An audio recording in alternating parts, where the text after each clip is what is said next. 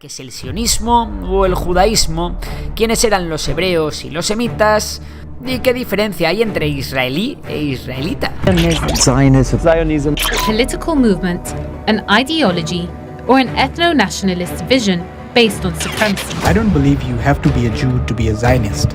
I'm a Zionist. Zionism is the belief that Jews have the right to self-determination in parts of their ancestral homeland. Anti-Zionism is the denial of Israel's right to exist. And Y yo, digamos, sinceramente, me siento orgulloso de ser el presidente más sionista del mundo.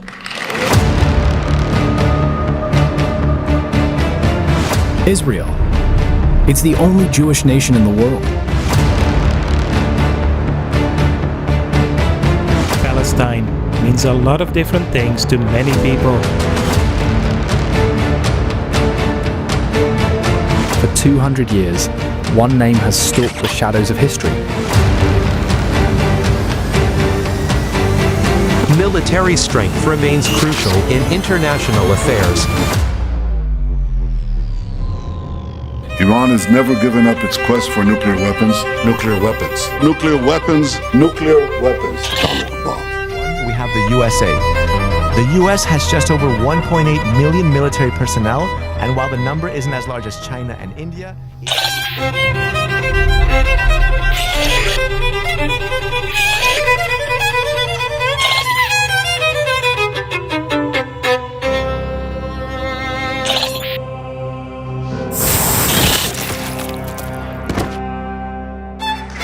6 years ago, I was up here, and I said, this is our first Jewish president.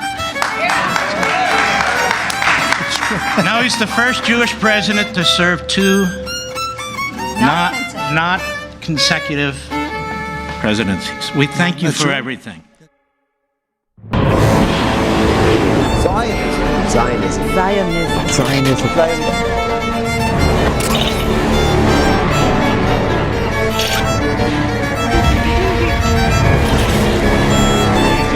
Por eso, sí, zurdos, la tiene, la libertad avanza.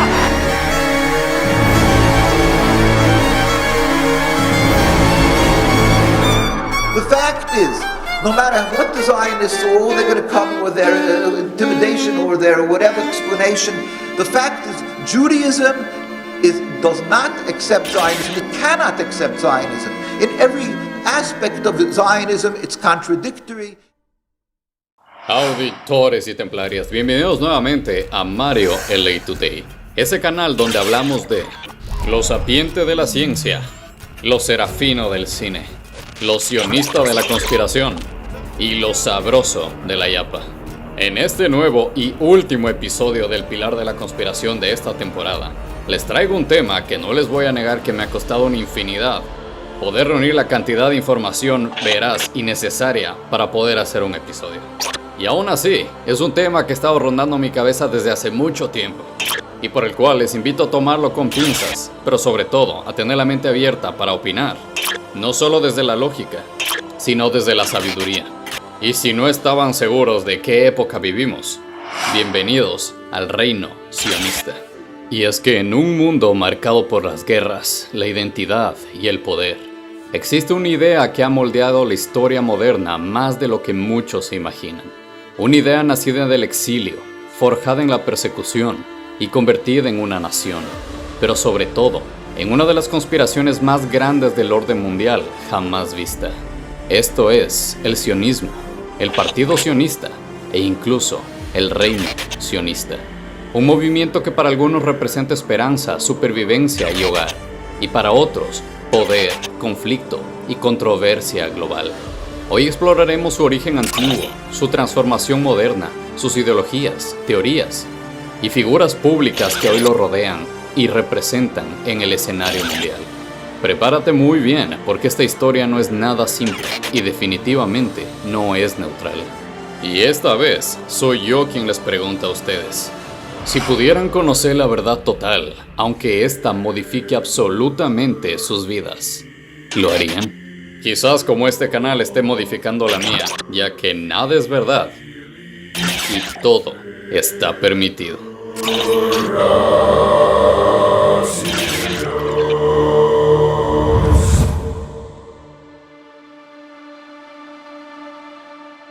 El sionismo, a diferencia de lo que mucha gente puede creer, no comienza en el siglo XX. Comienza hace más de 3000 años.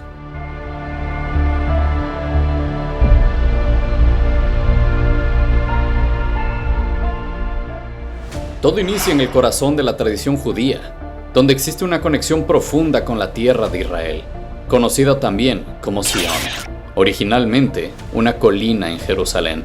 Tras la destrucción del primer y segundo templo, el pueblo judío fue dispersado por el mundo en el que se conoce ahora como la diáspora. Pero incluso en el exilio, una idea permaneció viva. El próximo año será en Jerusalén.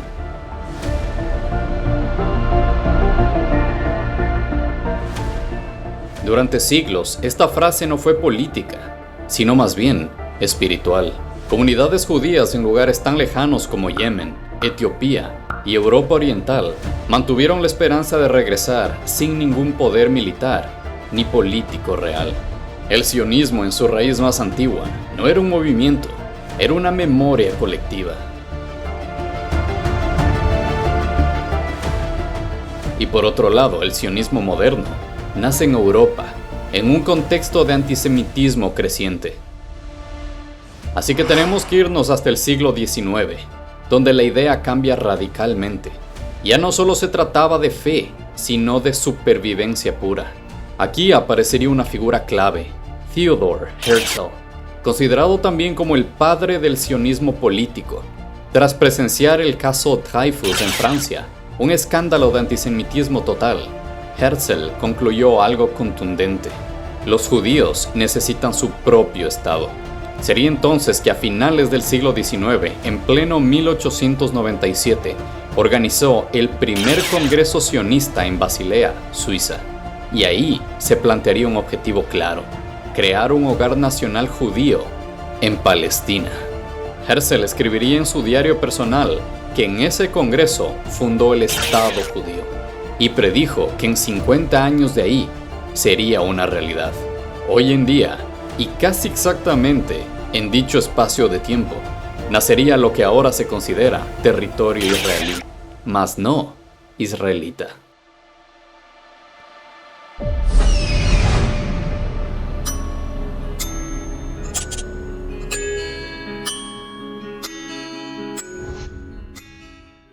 So tell me, what do Jerry Seinfeld, Helen Mirren, Sacha Baron Cohen, Sigourney Weaver, Bernie Sanders, Noam Chomsky, and Boris Johnson all have in common?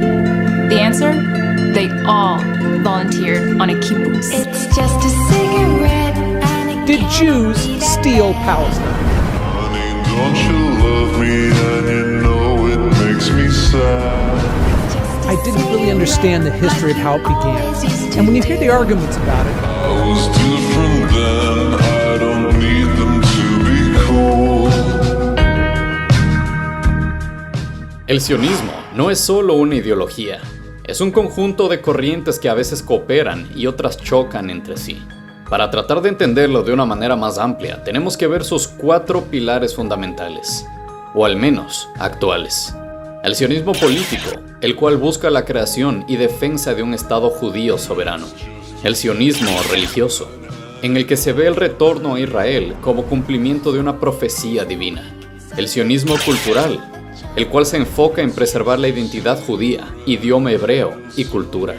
Y por último, el sionismo socialista, el cual promovía comunidades colectivas, los kibbutz, y una sociedad igualitaria.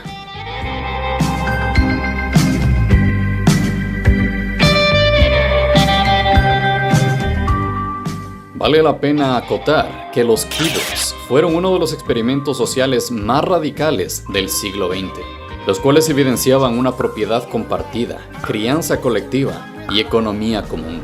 Como se veía venir, esto solo atraería numerosas teorías de conspiración, tales como control global financiero, una influencia en gobiernos y en medios, redes de poder ocultas y muchas más. Pero es muy importante entender algo. Varias teorías a través de los últimos 130 años se han adoptado o descartado, basándose en posturas o agendas antisemitas. Pero como en cualquier historia con 2 versiones, algo no huele bien. Y tomando en cuenta que el término antisemitismo se ha vuelto incluso una herramienta de poder, hoy en día especialmente en las redes sociales, debemos tratar de tener un panorama más amplio. Y para eso tenemos que comenzar desde el principio. If you do that, you're disproportionately obsessed with Jews.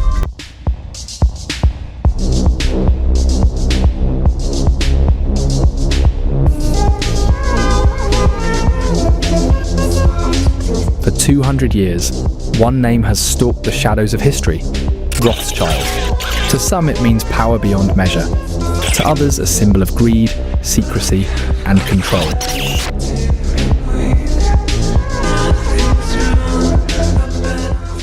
La familia Rothschild, de origen judío-alemán, se había establecido en el siglo XVIII en el gueto de Frankfurt, fundada por Mayer Amschel Rothschild, nacido en 1744 hasta 1812.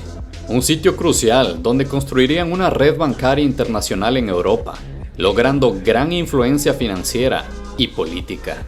Sus 5 hijos expandieron la banca a Frankfurt, Londres, París, Viena y Nápoles, creando una red financiera pionera en el siglo XIX y llegando así a poseer una de las fortunas privadas más grandes del mundo, influyendo en la financiación de guerras y proyectos como el Canal de Suez. Al menos desde un punto de vista financiero, el poder y control europeo ya le pertenecía a una sola familia para finales de dicho siglo. Sin embargo, la verdadera relación con el sionismo aparecería con el apoyo financiero de Edmund de Rothschild, al liderar la colonización judía en Palestina, convirtiéndose así en un padre fundador del asentamiento.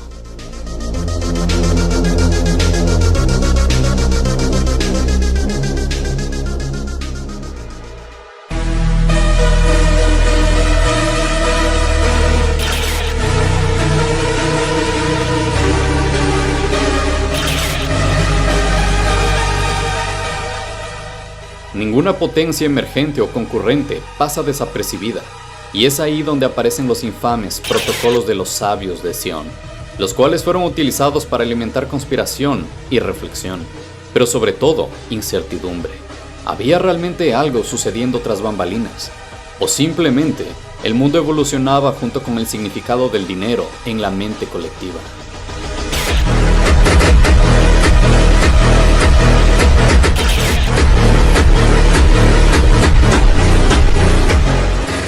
El texto, traído al mundo por manos de Sergei Nilus, afirma ser la transcripción de unas supuestas reuniones de los sabios de Sion, en la que estos detallan los planes de una conspiración judeo-masónica que consistía en el control de la masonería y de los movimientos comunistas, y que tendría como último fin hacerse con el poder mundial en todas las naciones de la Tierra. Los protocolos entonces pasarían a ser la publicación antisemita más famosa, infame y más ampliamente difundida de la época contemporánea. Incluso Adolf Hitler los tomaba como una ilustración de la existencia de los designios ocultos de los judíos. E incluso todavía hoy, el texto sigue circulando, en particular dentro de las redes islamistas, y resurge periódicamente entre los partidarios de la extrema derecha.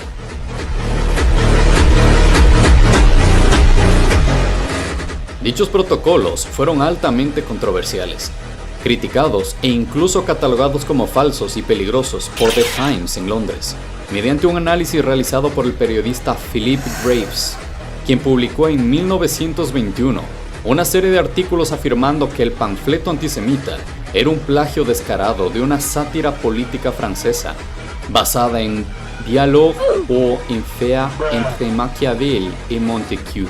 Y como seguramente lo pronuncié terrible, en español se traduciría como Diálogo en el infierno entre Maquiavelo y Montesquieu, de Maurice Joly. Sin embargo, ¿qué era The Times y a quién le pertenecía?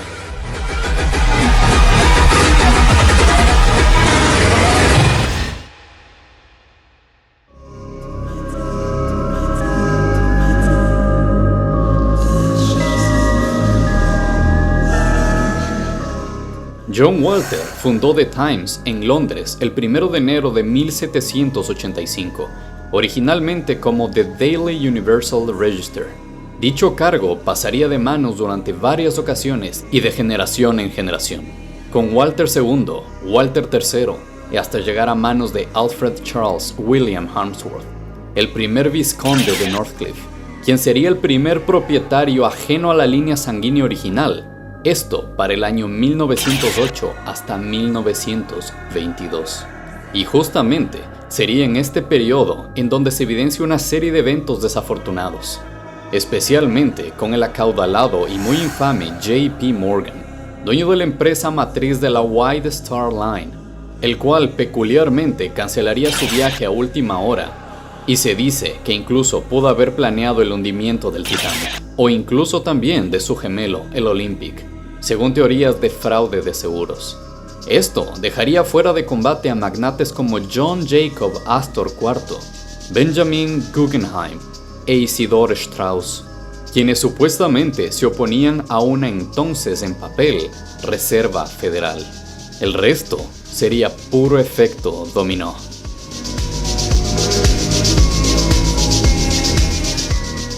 Y es que el año 1913 es aquel pivote sociocultural y económico que no podemos dejar pasar. Y es que en este año se crea la Reserva Federal, descrito también como un banco privado que controla el dinero de Estados Unidos e influye en el mundo, posicionando al dólar en una escala ínfima, pero también como una herramienta de poder y el tiempo de la gente en un producto, con Warburg, Morgan y Rothschild como sus cabezas principales.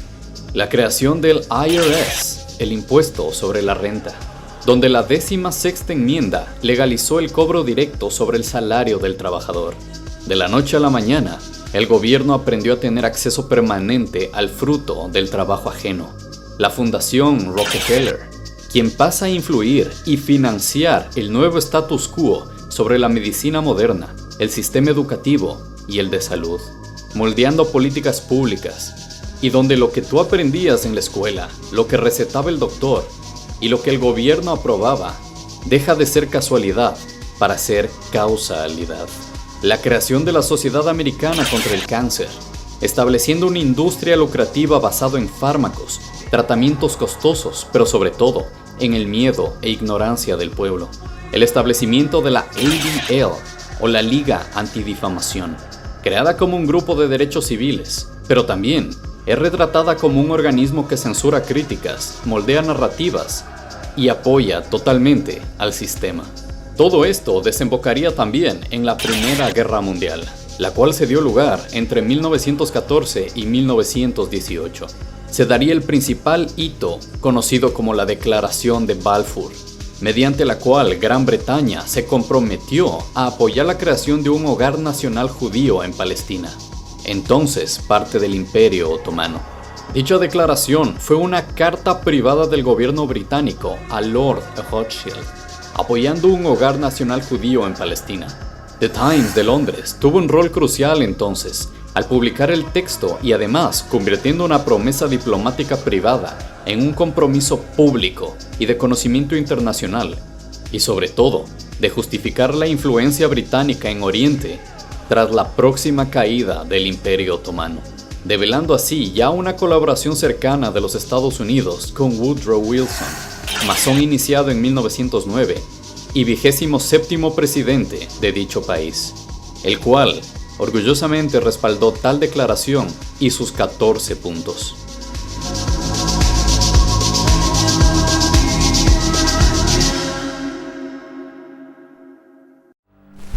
Du meine Arbeit für richtig hältst, ob du glaubst, dass ich fleißig gewesen bin, dass ich gearbeitet habe, dass ich mich in diesen Jahren für dich eingesetzt habe, dass ich anständig meine Zeit verwendet habe im Dienste meines Volkes. Gib du jetzt deine Stimme ab. Wenn ja, dann tritt für mich ein, so wie ich für dich eingetreten bin.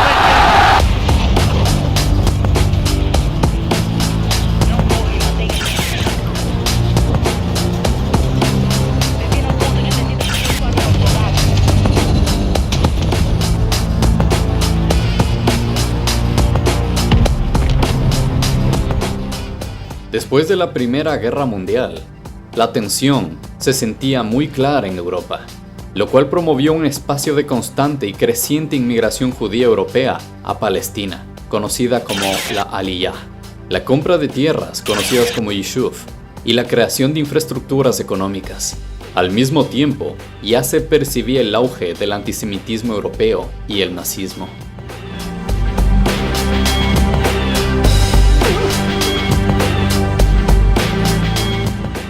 Pero si hubo un conflicto que generó posteriormente otro conflicto mayor, fue la retratada y tan nombrada Segunda Guerra Mundial.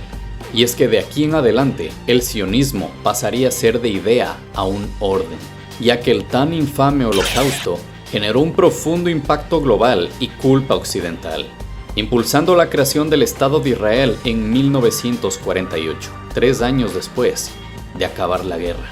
Aunque el sionismo buscaba un hogar nacional judío desde el siglo XIX, tras esta guerra, la necesidad de refugio para los sobrevivientes consolidó la urgencia de su misión, facilitando la aprobación por la ONU en 1947 de su participación en Palestina. El 14 de mayo de 1948 se proclamó oficialmente el Estado de Israel, convirtiéndose en el refugio central para dichos sobrevivientes. El sionismo político ideológico se haría presente desde entonces en casi todos los conflictos y fricciones internacionales como la Guerra Fría, alentando así la rivalidad de Occidente con Oriente y Oriente Medio.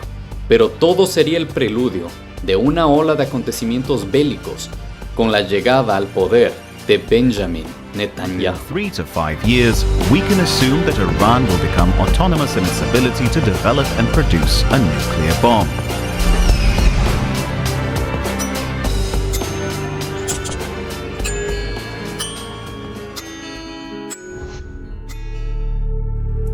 El presidente de Estados Unidos, Donald Trump, indultó el año pasado al exmandatario hondureño Juan Orlando Hernández, quien cumplía cárcel en Estados Unidos por traficar cocaína con dinero israelí. El dinero del indulto salió de una junta de rabinos y de una gente que apoyaba a Israel.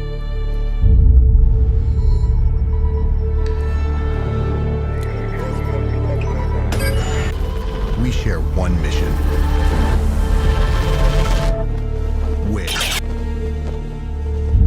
There is no such thing anymore of being on all sides. Palantir only supplies its products to Western allies. We proudly support the U.S. government. I am proud that we are supporting Israel in every way we can. And una empresa que ayudó a cazar terroristas en Afganistán ahora tendrá acceso a los datos de Ecuador.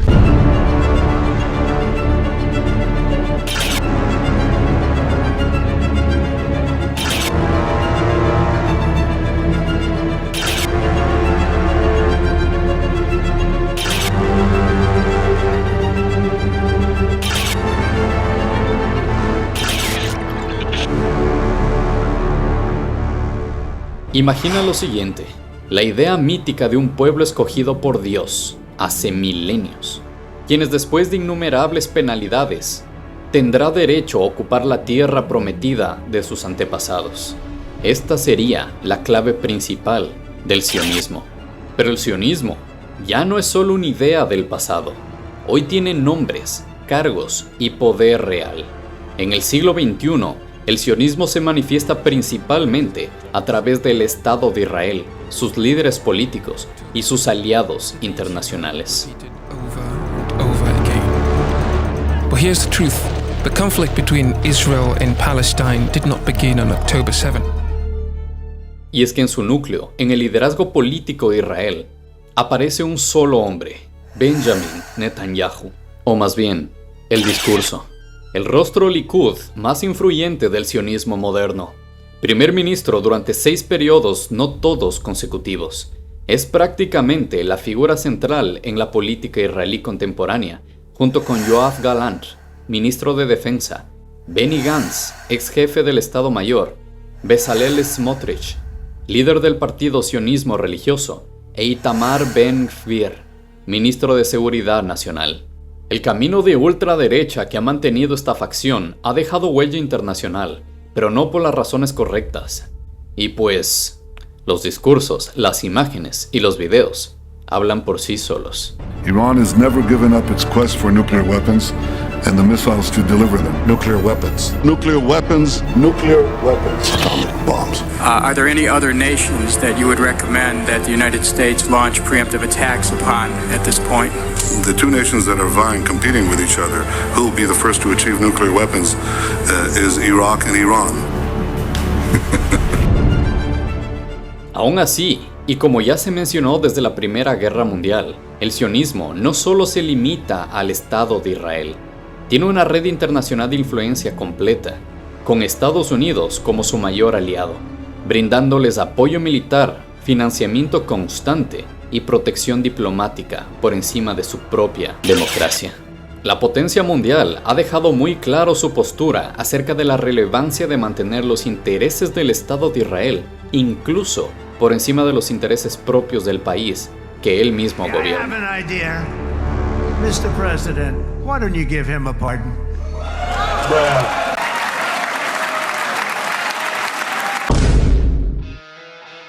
El presidente Trump, junto con Anthony Blinken, Stephen Miller, Ted Cruz, Mike Huckabee y especialmente Jonathan Greenblatt, quien actualmente es el CEO de la ADL. Sí, esa ADL. Son solo algunos de los nombres que se han ganado un lugar en el foco de la controversia en múltiples ocasiones, debido a su postura en gran mayoría incoherente frente a la relevancia de Estados Unidos en conflictos de Medio Oriente, especialmente entre Israel y Palestina. Distintas figuras mediáticas de aquel país han surgido y también hundido por su inclinación sociopolítica acerca del conflicto bélico. Y es que para mucha gente, el término sionista es hoy en día motivo de tensión y de temor mental. La Unión Europea, la OTAN, todos promulgan alianzas e inconformidades por la preocupante amistad política entre Estados Unidos e Israel, convirtiendo el conflicto entre Rusia y Ucrania en un desfile de posturas. Países como Finlandia, España, Noruega y especialmente Polonia han dejado un mensaje muy claro. Ellos no. Por otro lado, más al sur del planeta, donde se siente una aparente calma lejos de territorios bélicos, lejos del conflicto, un mandatario aparece para enfriar el café, sumergiendo un iceberg de hielo en la taza. Javier Gerardo Milei, actual presidente de la Argentina, realiza una declaración abismal en marzo de 2026. Dio claramente el concepto del óptimo de Pareto, digo, con el cual vengo enojado hace tiempo. Pero digamos, al margen de eso, y yo, digamos, sinceramente me siento orgulloso de ser el presidente más sionista del mundo.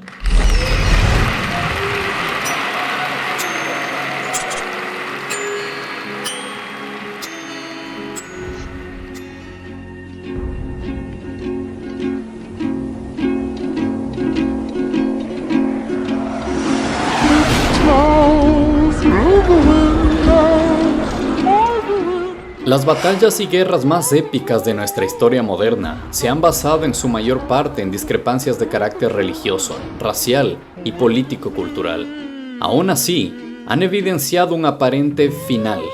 Sin embargo, la tierra de Jerusalén, donde se presume alguna vez incluso caminó el mismísimo Mesías cristiano, Jesús, entre otras figuras del canon humano, y donde además por obvias razones debería ser cuna y albergue de abundancia empática y colectiva, ha mantenido más bien un frente de discordia, desigualdad y muerte. Mucha, pero mucha muerte. Entonces, ¿qué maldición podría tener esta irónica tierra bendita que cada año parece estar más lejos de la paz? Aparentemente, el conflicto en la tierra de Jerusalén, Israel y Palestina no tiene un único motivo bueno, sino que surge de la superposición de derechos históricos, religiosos y políticos que ambos pueblos consideran inalineables. La atracción hacia la tierra se explica mediante tres dimensiones fundamentales: la legitimidad religiosa y sagrada. En segundo lugar, tenemos la identidad nacional y el vínculo ontológico con la tierra. Y por último, la geopolítica e historia de conquista. En resumen, lo que atrae el conflicto es que ninguna de las partes puede ceder la tierra sin sentir que pierde su identidad religiosa, histórica y nacional. convirtiendo la disputa en una pugna por legitimidad existencial.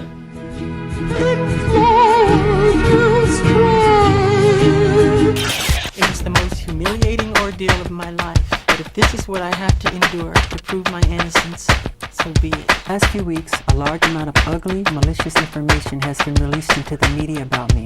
Please keep an open mind and let me have my day in court. Before you label or condemn me, don't treat me like a criminal, 'cause I am innocent. Muchos nombres han pasado a través de la historia moderna que han visto a esta tierra como un sitio ideal, pero convertido en un nido de víboras, y buenos proyectos ocultando las verdaderas intenciones. Quizás, y desde un punto de vista más mediático entre 2 siglos actuales, fue el rey del pop, Michael Jackson, quien aparecería en los registros de antisemitismo e incluso sionistas, pero no por la razón que ustedes piensan.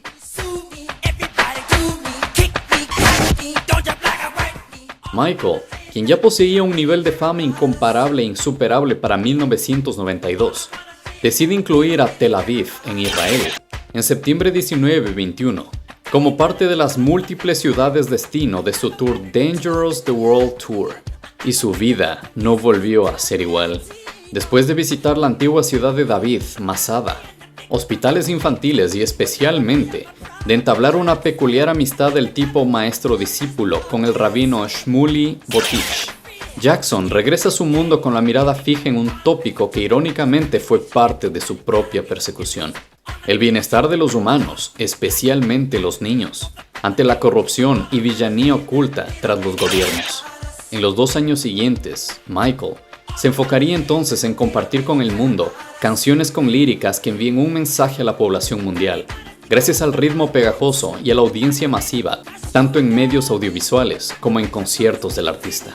Y es aquí, en 1995, donde llegaría uno de sus mejores éxitos y al mismo tiempo, uno de sus más grandes amuletos de consecuencias negativas, con la canción They Don't Really Care About Us. No es una exageración mencionar que el tema fue un hit global y su impacto cultural abrió una herida que jamás volvería a cerrar. Su videoclip, filmado en las favelas brasileñas de Santa Marta y Pelourinho, gracias a la apertura de bandos delictivos de la zona, ya que el gobierno previamente prohibiría las grabaciones allí. Pero Michael era Michael. La gente sería quien le abra las puertas, no el gobierno. Y poco después llegaría el primer golpe.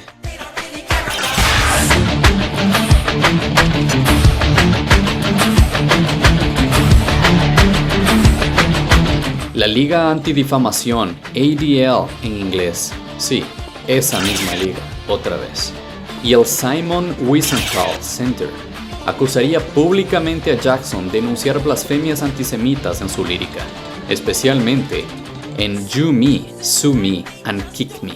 Y a partir de aquí, solo se vendría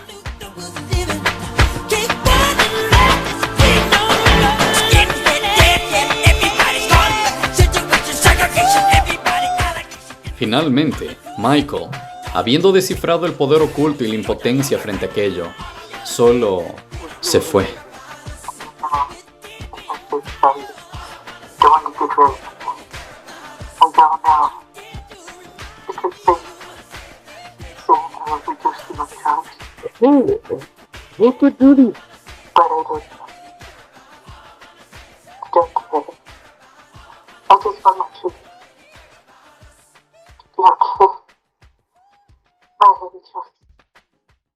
¿Qué significa todo esto?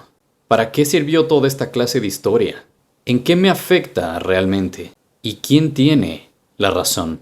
¿Qué es el sionismo o el judaísmo? ¿Quiénes eran los hebreos y los semitas? ¿Y qué diferencia hay entre israelí e israelita? Auditores y templarios.